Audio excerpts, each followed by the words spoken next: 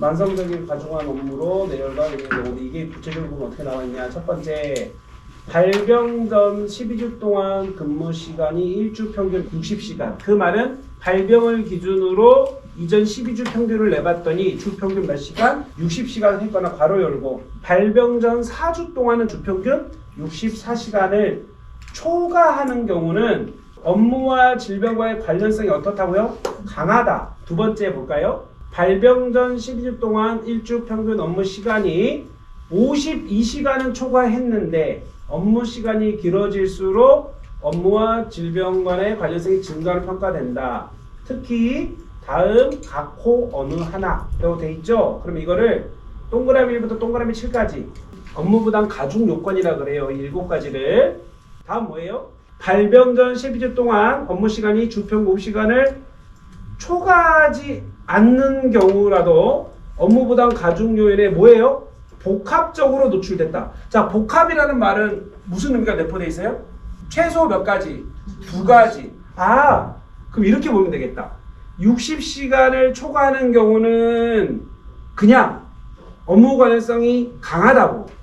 그리고 52시간을 초과는 하되 60시간 안 되는 경우는 길수록 강한데 높은데 여기에 뭐가 가중요인 7가지 중에 하나라도 해당이 되면 인정을 해주는구나. 근데 세 번째 뭐였어요? 12주 평균을 냈는데 52시간도 안 돼. 근데 이 경우 가중요건 몇 가지? 2가지 이상. 복합적이니까. 복수의 가중요인에 노출되면은 업무 관련성이 근데 뭐예요? 증가해요. 그 말은 12주 평균 60시간, 4주 평균 64시간, 또 하나 뭐요? 52시간 초과하면서 동시에 가중요인 하나에 해당되는 경우는 업무 관련성이 없다고 나왔어요? 강하다고 나왔죠. 근데 52시간은 초과하지 못하는데 복수의 복합적인 가중 요인에 노출된 경우에는 업무 관련성이 어떻다고요? 증가한다고요. 첫 번째, 예측이 곤란하다는 게 뭘까? 예정된 근무 스케줄 변경 빈도 및 정도가 높고 사전 통지가 임박해요. 여기서 말하는 사전 통지는 2주 미만이래요. 하루도 아니고 2주 전인가 원주 가서 뇌심 사건을 약정을 하나 했거든요. 버스 운전기사인데 여기는 매일매일 바뀌더라고. 몇십 버스 밴드에 오전 8시경에 다음날 일정이 공지가 되더라고요. 해당되겠죠? 교대제 근무. 교본제는 당연히 하는 거고 교대제 근무는 이런 게 있다라는 내용이고요. 휴일이 부족하다는 건 뭐예요? 발병 전 12주 동안 3개월 동안 분석을 해봤더니 한 달에 며칠? 3일 이하라는 거는 3일밖에 못 쉬었으면 휴일이 부족한 업무에 들어간다 안 들어간다? 3일 쉬었으면 한 달에 들어가죠. 4일 쉬었으면 안 들어가요. 그죠? 그리고 여기서 말하는 휴일이라 하면 연속적으로 24시간 이상 사용자 시간으로 보다는 업무라는 겁니다. 근데 예를 들면 이지은 실장이 휴가야. 내가 전화를 했어.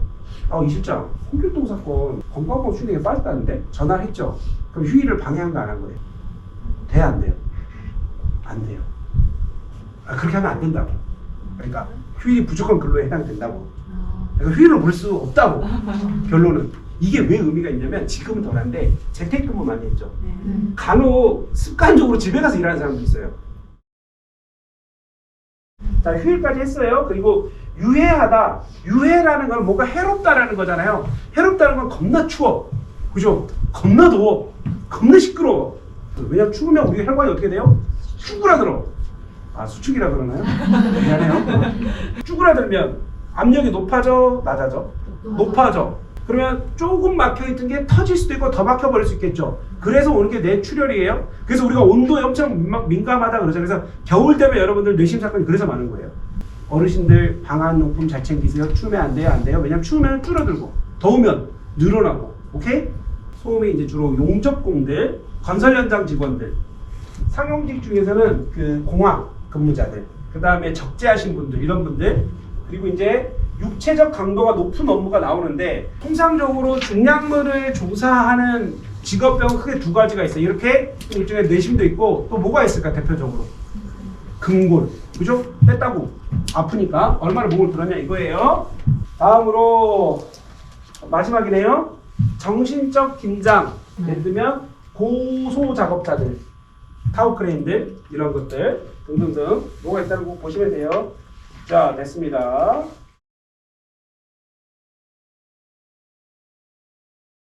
근데 7개를 하는 이유는 뭐다? 만성가로 해당되는 건가? 아니면은 단기가로도 해당될까? 다 해당돼. 많을수록 좋은 거니까 다다익선. 그래서 7가지를 따지는 이유는 뭐다? 첫 번째로 만성가로 할 때 기준은 최소 60시간 초과인데 52와 60 사이에 있는 데는 시간이 증가할수록 가능성은 높다. 아래에서 이야기하는 7가지 중에 하나에 해당되면 업무 관련성 어떠다고요? 강하다고. 세다고. 근데 뭐가 있었죠? 52시간도 안 돼.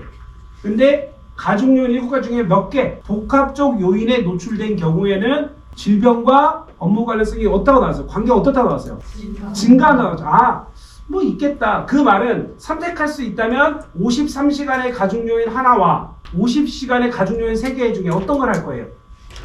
전자를 해야 돼요. 강한 걸 해야죠, 우리는. 자, 여기까지 이해했어요. 그리고 이제 중요한 게 있다. 근로시간 산정할 때 몇 시부터 몇 시? 22시부터 2길 06시까지 근로한 경우는 몇 퍼센트를 가산해준다? 30%를 가산해준다. 근데 더 중요한 게 하나 있다. 독립된 장소에서 몇 시간? 5시간. 근데 그 5시간이 뭐다? 자, 이런 거 한번 해볼까? 그러면 24시 00까지 해서 1시간. 그리고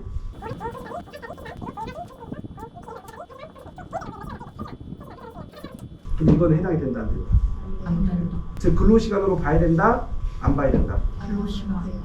봐야 된다는 사람이 손 들어봐요. 근로시간으로. 오. 근로시간으로? 갑자기 나 아니래며. 아니래며, 윤홍무사님은. 휴게시간으로 봐야 된다며. 왜? 독립된 장소가 몇 시간 이상이니까. 그쵸. 그러면 된다, 안 된다? 분위기가 이제 안 될 것 같아요. 연속이란 말이 있잖아요. 다시 봐봐요. 연속이란 말 있어요, 없어요? 연속 자야 돼요? 이거 잔인한 거 아닌가요? 5시간 재우는데 1시간 잤더니 야 일어나. 예. 일해. 10분 일해. 또 자. 깨워. 1시간 10분 10분. 그러면 그거는 내 피로를 풀 수가 없어요. 야, 생각해봐 여러분. 5시간 자는데 5시간 풀로 잘래요? 1시간 1시간 잘래요? 화나는 거 아니에요? 늦잠 자고 싶잖아. 그래서 이제 다 했어요. 왜 이렇게 4시간 빨리 끝났지? 아니 뭐